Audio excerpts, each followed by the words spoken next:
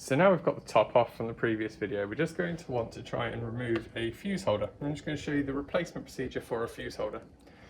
Firstly, take a picture and make note of where the wires are coming from. You can see this top wire is coming from the top side, and this bottom wire is coming straight from the rocker switch on the side here, coming straight from that switch. So to remove this, we're just going to remove these spade connectors that are inside the fuse holder, and you should then be able to unscrew the nut on the other side of the fuse holder, like so.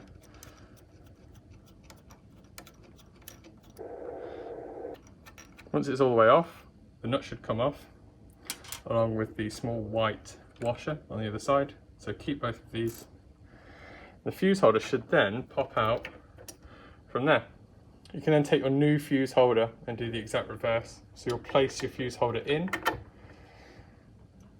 add the white washer that comes with it, and then the nut as well, and just begin to screw the nut down onto the fuse holder like that. Make sure it's nice and tight so the fuse holder isn't going to come out, and then just make sure you put the cables back on the other way, or the way they went on, I should say, sorry. So if you remember, the wire from the top connected to the top, excuse me, and the wire from the bottom was connected to the back, like so.